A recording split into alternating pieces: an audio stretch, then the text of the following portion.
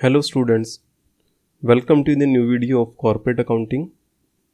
आज की इस वीडियो में हम इश्यू ऑफ शेयर्स के सेकंड पार्ट को डिस्कस करेंगे। तो आज की इस वीडियो में जो टॉपिक हम डिस्कस करेंगे वो टॉपिक होंगे हमारे meaning of shares, type of shares, meaning and type of preferential shares, meaning of equity share, difference between preference and equity share and type of share capital. तो आइए आज की इस वीडियो को स्टार्ट करते हैं और डिस्कस करते हैं इन सारे टॉपिक्स को वन बाय वन करके। तो आज का जो हमारा सबसे पहला टॉपिक है वो है मीनिंग ऑफ शेयर्स। तो मीनिंग ऑफ शेयर क्या होता है? The total capital of company is divided into small denomination. जो भी कंपनी की जो टोटल कैपिटल है वो स्मॉल डिनोमिनेशंस में डिवाइडेड होती है and each such unit is called share. यानी कि जो भी उसकी यूनिट होगी उसको हम शेयर बोलेंगे। अगर यदि हम एग्जाम्पल के तौर पे देखते हैं कि मानिए कि कंपनी की जो कैपिटल है वो 10 लाख रुपीस की है जो कि 1 लाख यूनिट्स में डिवाइडेड है।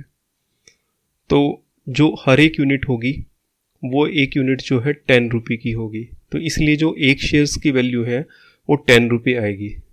समझ में आ गया? अगर यदि हम इसको दोबारा देखते हैं कि जो कंपनी की जो टोटल कैपिटल है वो स्मॉल यूनिट्स में डिवाइड होती है और जो हर एक यूनिट होती है उसको हम शेयर बोलते हैं, राइट। जो टोटल कंपनी की कैपिटल है जितने यूनिट से डिवाइड करी जाती है उसके बाद जो उसका वैल्यू आती है वो जो वैल्यू होती है वो हर एक शेयर की जो है वो फेस वैल्यू कहलाती है।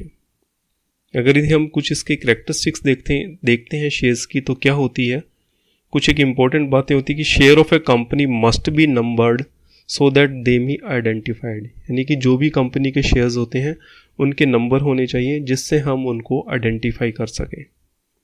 Share of a company are movable property. जो भी कंपनी के शेयर्स हैं वो मूवेबल प्रॉपर्टी होती हैं, ट्रांसफरेबल होती हैं as per article of association of the company. तो कौन से कंपनी की कंडीशन में ये ट्रांसफरेबल होती हैं? पब्लिक लिमिटेड की कंडीशंस में, ठीक है ना। मूवेबल और ट्रांसफरेबल होती हैं पब्लिक लिमिटेड की कंडीशन में। प्राइवेट लिमिटेड में जो है ये कंडीशन एप्लीकेबल नहीं होती। तो जो भी कंपनी के शेयर्स होते हैं वो मूवेबल और ट्रांसफरेबल होते हैं पब्लिक लिमिटेड की कंडीशन में। इसके बाद share of company are also treated as goods. इनको हम गुड्स के रूप में भी ट्रीट करते हैं under the sales of goods act 1930। इसके बाद जो शेयर्स होते हैं कंपनी के उनको आप खरीद सकते हो, बेच सकते हो, कहीं पे आप उनको गिरवी रख सकते हो और उनको डोनेट भी कर सकते हो। तो ये कुछ क्वालिटीज़ हैं शेयर्स की जो हमने अभी डिस्कस की हैं। इसके बाद टाइप ऑफ शेयर्स अगर यदि हम डिस्कस करते हैं तो दो टाइप के शेयर्स होते हैं, एक तो प्रीफरेंस शेयर्स और एक इक्विटी शेयर्स। तो इन दोनों को वन बाय वन करके हम डिस्कस करते हैं। तो सबसे पहले हम डिस्कस करते हैं प्रीफरेंस शेयर्स को। प्रीफरेंस शेयर्स कौन से होते हैं? These are the shares which are preferred over the equity shares in payment of dividend. यानी कि ये वो शेयर्स होते हैं जिनको इक्विटी शेयर्स के कंपैरिजन में प्रेफरेंस मिलती है डिविडेंड पेमेंट करने की कंडीशंस में। अभी डिविडेंड क्या होता है? डिविडेंड को अगर यदि हम हिंदी में बोलते हैं तो लाभांश बोलेंगे, यानी कि लाभ में से हिस्सा। कंपनी जो भी during the year profit earn करती है उसके कुछ पोर्शंस को अपने शेयर होल्डर्स के बीच में डिवाइड करती है, उसी को हम डिविडेंड बोलते हैं। तो जो भी प्रेफरेंशियल शेयर होल्डर्स होते हैं उनको इक्विटी शेयर होल्डर्स के कंपैरिजन में प्रेफरेंस मिलती है डिविडेंड की पेमेंट में। इसके अलावा जो प्रेफरेंशियल शेयर होल्डर्स हैं having preferential rights to claim dividend during the life time of the company, ये जो इनका प्रेफरेंस है ये जो है life time of the company रहता है। यानी कि किसी पर्टिकुलर ईयर्स में न होकर कंपनी के लाइफ टाइम तक उनका जो प्रेफरेंस है इक्विटी शेयर होल्डर्स के कंपैरिजन में रहता है, receiving of dividend and to claim repayment of capital on wind up. जब कंपनी वाइंड अप होती है उस कंडीशन में जो कैपिटल का डिस्ट्रीब्यूशन होता है तो उस कंडीशन में जो प्रेफरेंशियल शेयर होल्डर होते हैं उनका राइट होता है इक्विटी शेयर होल्डर्स के कंपैरिजन में। In case of preferential shares the percentage of dividend is fixed. जो भी उनकी डिविडेंड के रेट्स होते हैं वो फिक्स होते हैं, वेरिएट नहीं करते हैं।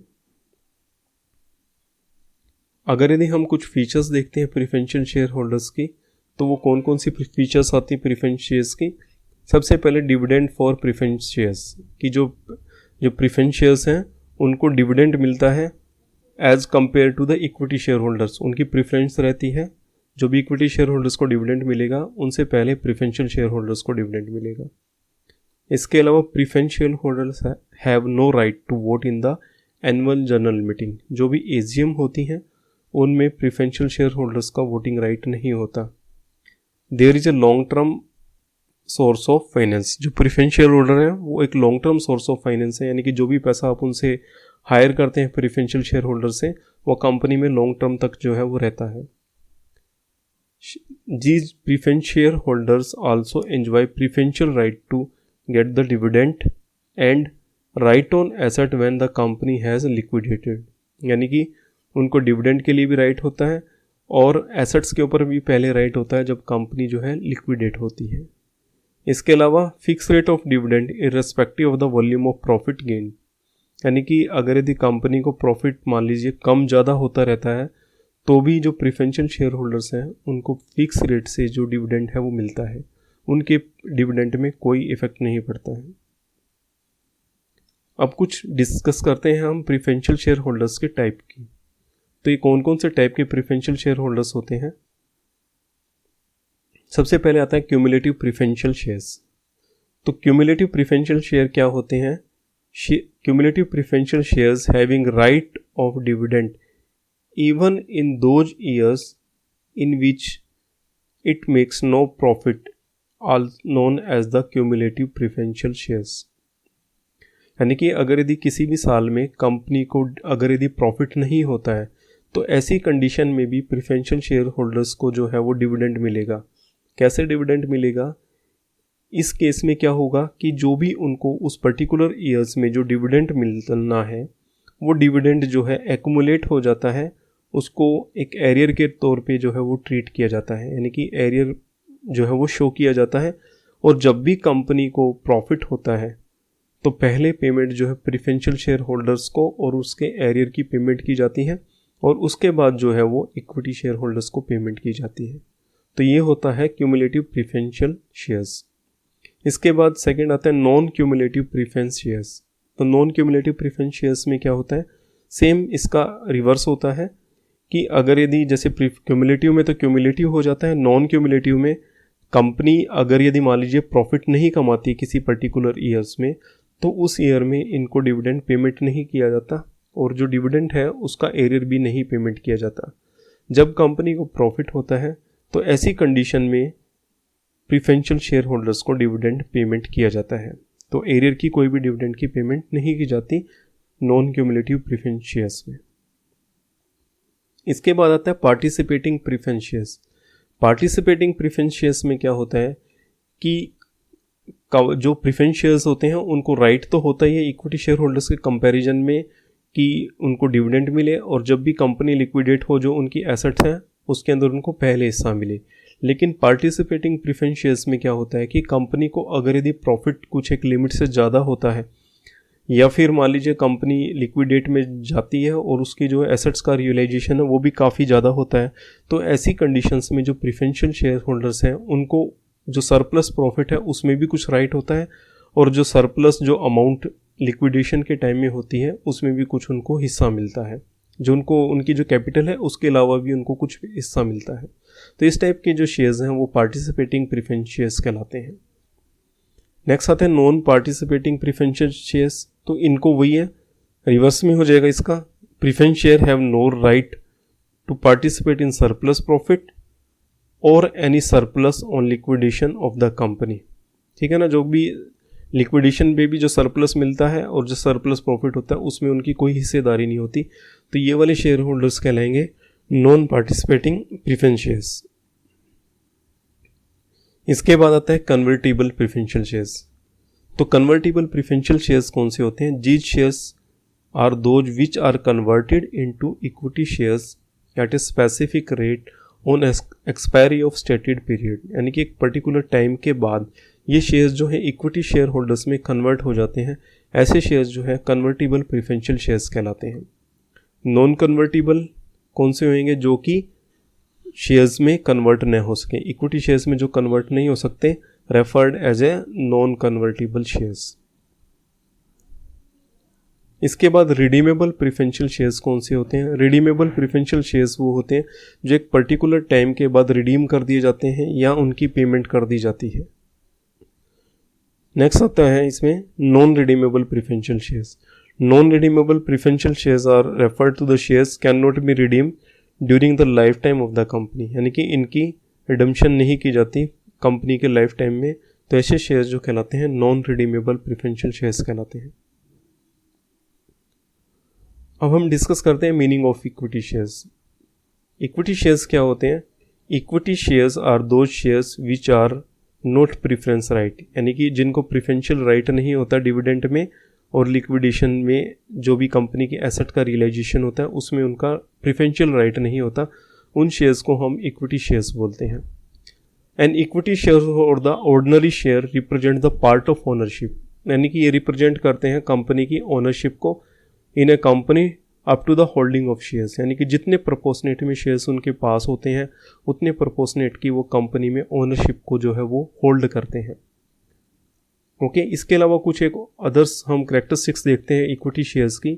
Equity shares are those shares which are paid dividend only when profits are left after preferential share holders have been paid fix rate of dividend, यानी कि प्रेफरेंशियल शेयर होल्डर्स को डिविडेंड मिलने के बाद उनको राइट होता है डिविडेंड लेने का। ठीक है, ये जरूरी नहीं है कि उनको डिविडेंड मिले, अगर कंपनी डिक्लेयर करती है डिविडेंड तभी उनको डिविडेंड मिलता है, लेकिन उनको मिलेगा कब? जब प्रेफरेंशियल शेयर होल्डर्स को अमाउंट मिल जाएगी डिविडेंड की, उसके बाद उनको जो है डिविडेंड मिलता है। There is no fix rate of dividend on equity shares, ये वेरिएट करता रहता है। अगर यदि कंपनी को ज़्यादा प्रॉफिट हो जाता है तो कंपनी ज़्यादा डिविडेंड डिस्ट्रीब्यूट कर देती है, कम प्रॉफिट होता है तो डिविडेंड नहीं भी डिस्ट्रीब्यूट करती। तो जो dividend on equity share holders है वो फिक्स नहीं होता, वो वेरिएट होता है। If there is a no profit then equity share holder will receive nothing, उनको कुछ नहीं मिलता। If the company earn more profit they will get more dividend, right. At the time of liquidation equity share holders return only when preference share capital is return in full, यानी कि जब preferential share holders को पूरा पैसा मिल जाएगा liquidation के time पे, उसके बाद जो बैलेंस अमाउंट है वो इक्विटी शेयर कैपिटल में जो है, इक्विटी शेयर होल्डर्स में जो है वो डिस्ट्रीब्यूट होती है। Equity share holders have voting right and control affair of the company, यानी कि जो इक्विटी शेयर होल्डर्स होते हैं उनको वोटिंग राइट होता है और कंपनी के अफेयर्स को जो है वो कंट्रोल करने का राइट होता है। इसके बाद हम देखते हैं difference between preference and equity shares.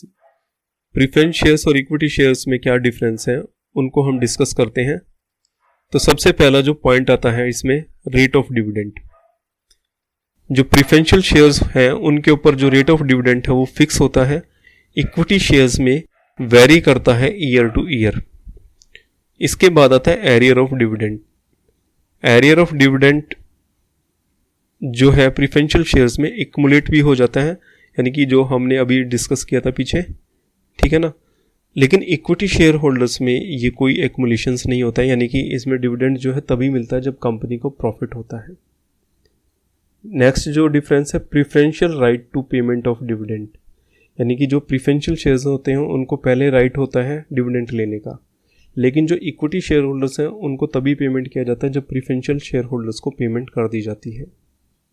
Same इसी तरीके से preference right to payment of capital, जो प्रेफरेंशियल शेयर होल्डर्स होते हैं जब कंपनी लिक्विडेशन होती है तब उनको पहले राइट होता है कैपिटल लेने का।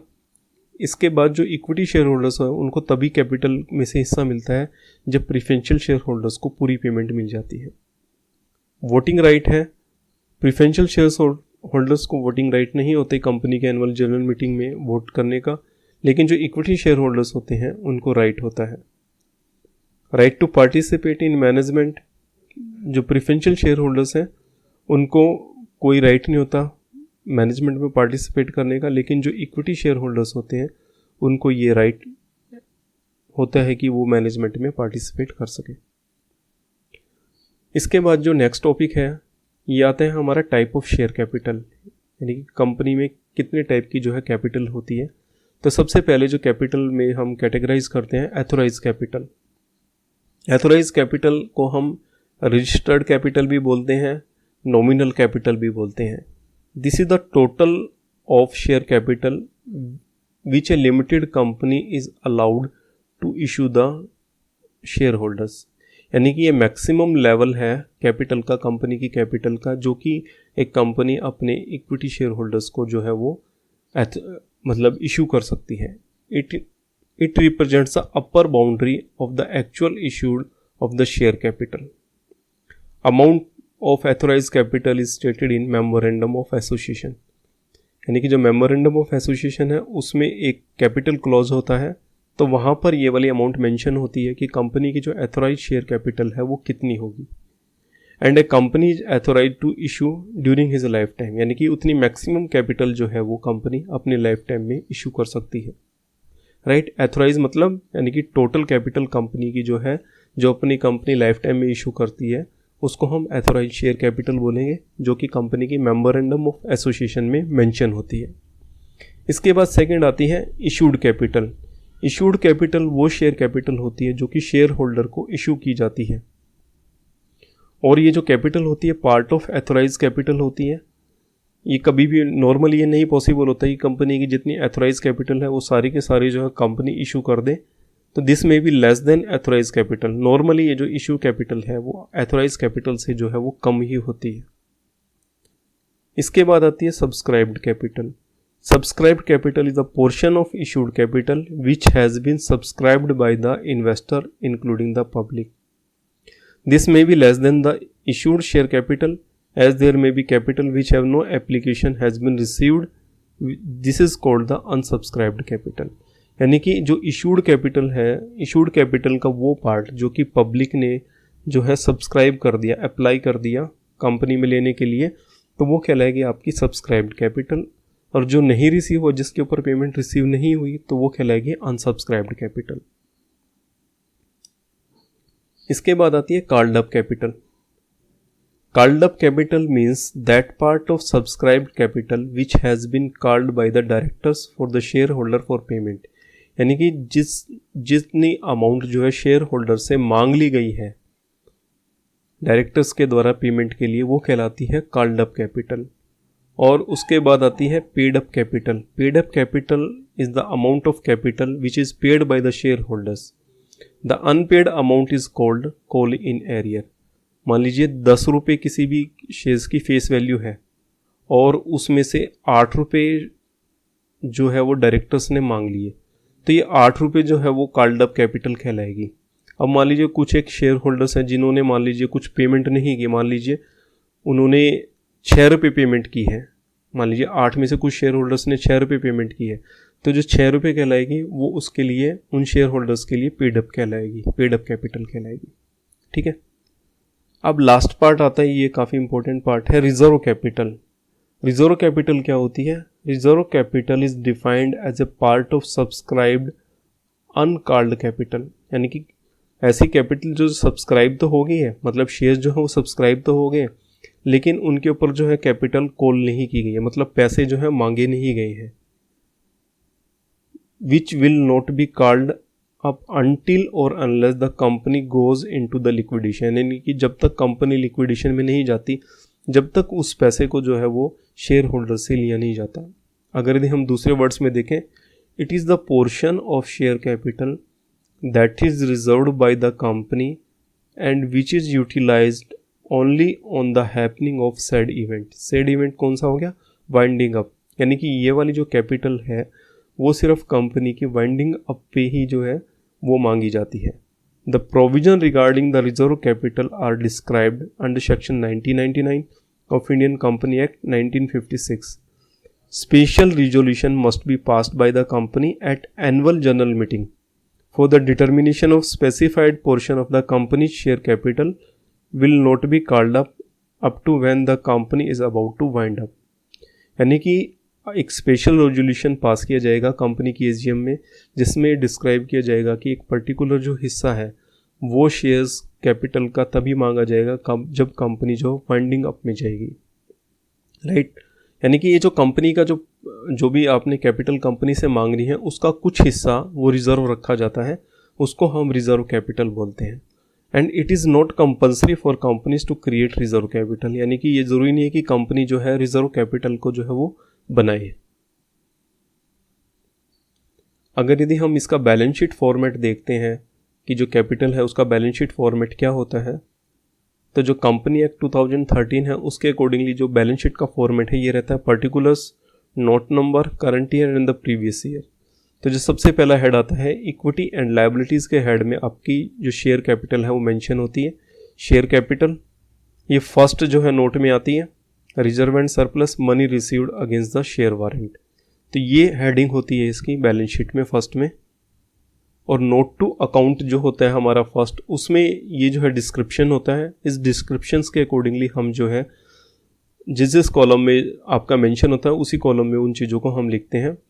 तो सबसे पहले शेयर कैपिटल आएगा, उसमें सबसे पहला पॉइंट आता है एथोराइज कैपिटल का। सीरियल वाइज ये लिखे जाएंगे, एथोराइज कैपिटल में इतने शेयर्स हैं इतने रुपए के हिसाब से, प्रेफरेंशियल शेयर्स हैं इतने रुपए के हिसाब से। इसके बाद इशू आपने कितने की हैं, इक्विटी और प्रेफरेंशियल शेयर्स। इसके बाद सब्सक्राइब्ड कैपिटल में आ जाएगी, फुल्ली पेड अप कैपिटल आ जाएगा। इसके अलावा आपने शेयर्स को इशू किया है अदर देन कैश, वो आ जाएगी इसमें। जैसे मान लीजिए कुछ सर्विसेज के अकॉर्डिंगली या कुछ आपने गुड्स परचेज किए उसके अकॉर्डिंगली आपने शेयर्स इशू किए हैं तो वो आ जाएंगे। इसके बाद subscribed but not fully paid up, मतलब सब्सक्राइब तो हो गया लेकिन उनके ऊपर कॉल्स वगैरह बाकी हैं, वो आ जाएगी, उसकी फुल अमाउंट आ जाएगी। उसमें हम लेस करेंगे कॉल्स इन एरियर, डायरेक्टर्स का या ऑफिसर ऑफ द कंपनी और फिर पब्लिक के द्वारा, और उसमें हम ऐड कर देंगे फॉरफिटेड शेयर्स को। तो ये इसका फॉर्मेट रहता है, एक बार आप इसको नोट डाउन कर लीजिए। अब एक एग्जांपल से हम इसको देखते हैं कि मान लीजिए कंपनी का authorise share capital 5 lakh shares की है, जो कि 10 रुपीज़ के हिसाब से 50 लाख रुपीज़ की टोटल शेयर कैपिटल है। कंपनी ने 3 लाख शेयर्स को इशू किया है 10 रुपये के हिसाब से। पब्लिक ने 80 लाख जो है फुल्ली सब्सक्राइब हुए हैं। 260 के ऊपर आपको फुल पेमेंट मिल गई है और 20,000 के ऊपर शेयर्स के ऊपर 2 रुपये जो है वो अनपेड है। तो हमने बैलेंस शीट को प्रिपेयर करना है, तो किस तरीके से बैलेंस शीट प्रिपेयर होगी। अब ये देखिए, सबसे पहले एथोराइज कैपिटल आ गई 5 लाख रुपीज़ की, 10 रुपये के हिसाब से 50 लाख रुपीज़ की। इशूड कैपिटल आ गई आपकी 3 लाख रुपीज़ की, 3 लाख आपने शेयर इशू किए हैं। इसके बाद 2,60,000 के ऊपर पूरी आपको अमाउंट मिल गई, तो ये आपने मेंशन कर दिया। बाकी 20,000 के ऊपर आपने 10 रुपये तो कॉल कर लिए लेकिन 2 रुपये आपको नहीं मिले, वो आपने लेस कर दिया कॉल इन एरियर का, तो ये आ जाएगा 1,60,000। तो टोटल जो अमाउंट आ जाएगी इसकी 27,60,000 रुपीज़ आ जाएगी। और यही वाली अमाउंट आपने शेयर होल्डर फंड में यहाँ पे शेयर कैपिटल में मेंशन कर देनी है। तो आज की वीडियो में इतना ही हम कवर करेंगे। अगर यदि कोई डाउट है तो आप अपना डाउट जो है इस वीडियो के कमेंट सेक्शन में आप लिख सकते हो। आपको वीडियो कैसी लगी? Thank you for watching the video. Please like the video and like the channel. Thanks for watching.